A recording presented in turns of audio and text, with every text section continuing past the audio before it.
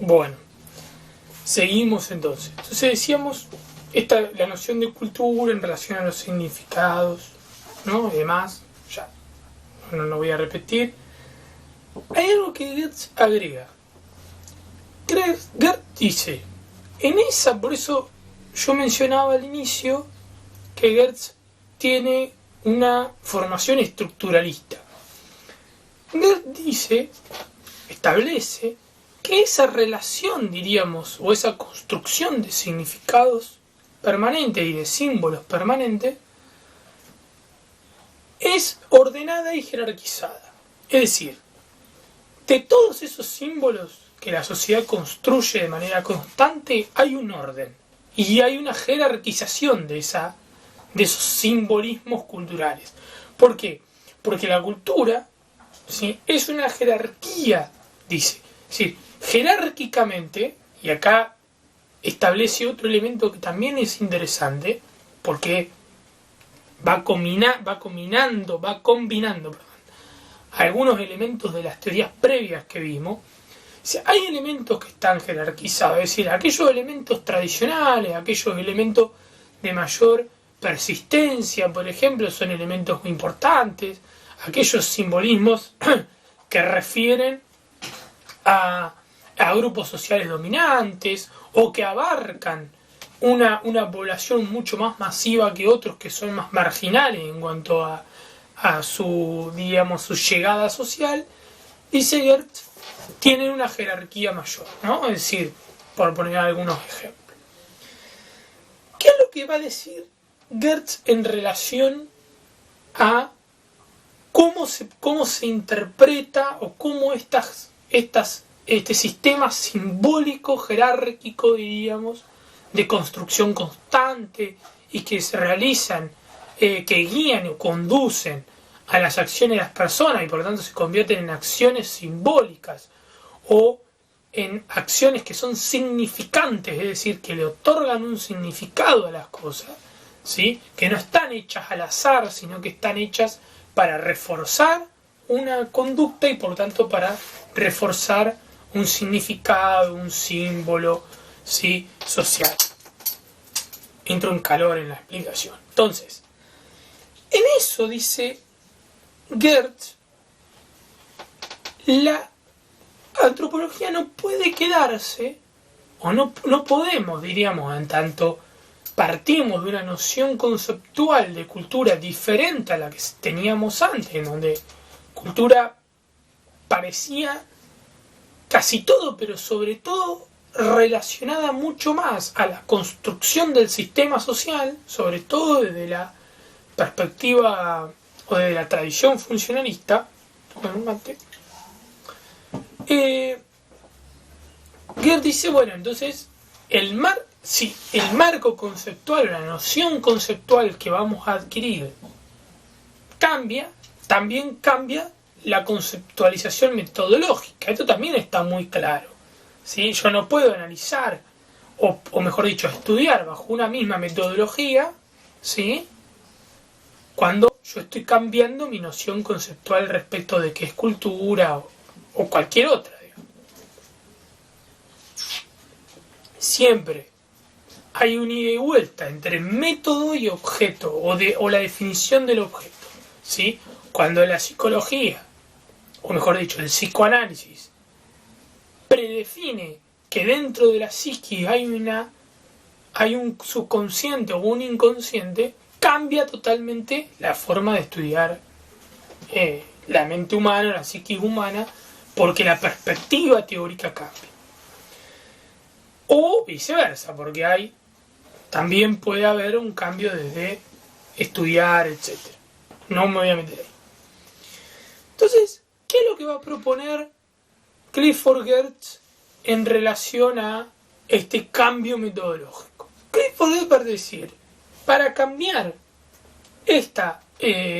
la forma en la que estudiamos etnográficamente la cultura, hay que ir hacia él va a decir, descripción densa. Y ahí está el primer capítulo del libro La interpretación de las culturas que ustedes van a tener para leer. ¿Qué es descripción densa? Es decir, para Goethe, descripción densa es, primero, describir.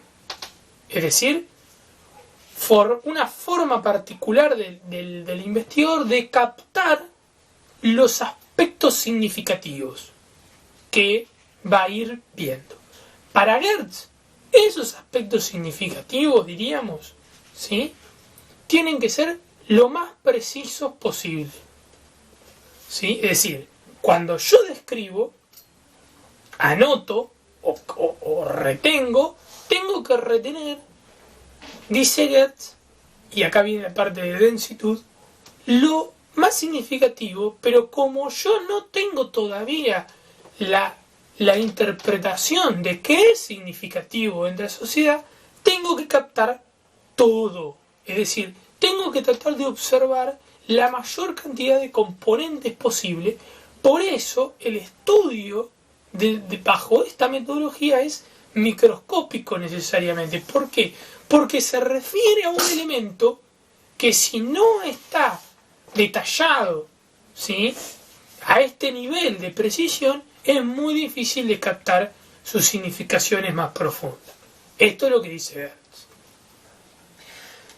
Hay que mirar, dice Gertz, en algún punto, como si lo que estoy mirando fuera una especie de obra de teatro, o tratando de agudizar todo aquello que está pasando en el minuto a minuto. Todo aquel detalle. Vieron que cuando uno ve una obra de teatro, yo diría una película, por ejemplo. Cuando vemos una película y la vemos y nos dicen, mirate esta película porque está buenísima, ¿sí? No sé, mirate esta película, pero mirala prestando atención, que ya hay una predisposición a mirar la película de esa manera. ¿Por qué? Porque hay una predisposición subjetiva. Yo te digo, mirá esta película, veo yo, que está buenarda, viste, que está piola, porque además hay, qué sé yo, ya la mirás de otra manera. O cuando, por ejemplo, en alguna instancia se dice, bueno, mirá esta película, pero bajo esta óptica para hacer un trabajo, un análisis, etcétera, se mira bajo esa óptica. ¿Por qué?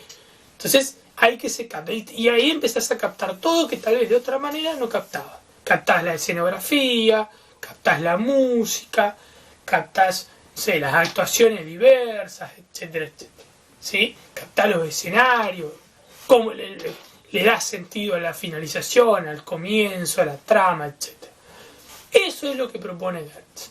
Mirarla además con un sentido de imaginación en función de qué está detrás de lo que hacen, dicen los sujetos y los hechos que van aconteciendo. Es decir, de lo que está pasando, mirarlo desde esta óptica. Incluso y seguir con mucha imaginación, digamos. ¿Por qué? Porque la imaginación nos ayuda a saldar la distancia cultural entre mi cultura y la cultura que tengo frente. Por eso dice Gertz, la descripción tiene que ser densa, porque yo no puedo anteponer mis elementos culturales a la cultura que estoy interpretando, o que estoy intentando interpretar. Y ahí Gertz hace una crítica a las teorías anteriores, porque él decía, miraban las culturas, sí, se internaban, hacían una observación participante, pero en definitiva esa observación era bajo la lente cultural occidental. Por eso, va a decir Gertz, se piensa en instituciones, por eso se piensa que la cultura y el sistema social son interrelacionados siempre, etc. Y además va a decir Gertz otra cosa, que es esta interpretación o esta descripción densa lo que busca es quitarle algo así como despejar el humo, ¿sí?, la cortina de humo que muchas veces tenemos al momento de observar una cultura diferente. Esa cultura del humo es salir del asombro, salir de las preconcepciones propias y tratar de echar luz sobre los significados y descubrir o interpretar lo que de fondo hay a pesar de lo que se nos muestra como una apariencia. Es decir, ¿qué hay detrás de eso que se nos aparece como una acción, como lo que fuese? Es decir, interpretar, en definitiva. Eso es interpretar para Gertz. tratar de echar luz sobre aquello que está en la oscuridad, en la sombra, ¿no? Cubierto de niebla, de humo, etc. Entonces, eso es la descripción densa en Goethe, ¿sí? Entonces, vieron que definimos una forma de pensar la cultura distinta. A eso se le suma una metodología distinta, y yo no voy a describirlo del todo, pero voy a anticipar el capítulo que ustedes van a tener en donde Goethe aplica estas nociones a un ritual. ¿Sí? Él habla de un ritual de una población de Java, de la isla de Java, ¿sí? Le llama justamente el ritual javanés, y en donde él ve en un ritual, cómo en un ritual se plasma o se entrecruza, diríamos, se entrelaza un conflicto social, en donde para Goethe, bajo el ojo de Goethe y bajo el ojo de esta idea, hay elementos culturales que están siendo transformados, cambiados, y por lo tanto se presenta un conflicto en tanto hay un cambio cultural que la sociedad va resistiendo, y que de alguna manera esa resistencia se presenta como una conflictividad social entre agentes que parecen diferentes pero están dentro de del mismo ethos cultural, diríamos, ¿no? Para usar una palabra de la filosofía griega, dentro del mismo cosmos, ¿sí? Cultural, dentro del mismo ethos, dentro de la misma racionalidad cultural. Ese cambio, dice Goethe, es lo que demuestra que la construcción, aún en un ritual que parece tradicional, presenta, ¿sí? Presenta esa conflictividad en forma de transformación constante, ¿sí? Donde muchas veces el cambio, la transformación de significado, de simbolismo, o la incorporación de nuevos a otros tradicionales, ¿sí? No se presenta como algo pacífico, sino que se presenta como algo conflictivo. Y muchas veces, y esto está detrás de este estudio del ritual javanés, lo que nos aparece como un conflicto social, que diríamos, no responde a lo cultural, dice Goethe, responde también a lo cultural. Es decir, responde mucho más a esos cambios de significados que a otros elementos sociales, como puede ser la política, la economía, ¿sí? En ese ritual javanés van a encontrar justamente esto. Esa perspectiva de análisis de la cultura, en su descripción densa, etc., y al mismo tiempo aplicado a un microcosmos que intenta explicar algo más allá de ese microcosmos social que está estudiando, que relata o que describe densamente allí. Tienen para esto estos dos capítulos que yo nombré de Clifford Geertz, que son capítulo 1 y capítulo 6, ¿sí? Hasta acá entonces con la teoría interpretativa, que cierra de alguna manera la unidad 3, ¿sí? De las teorías más contemporáneas. Un gran abrazo a todos.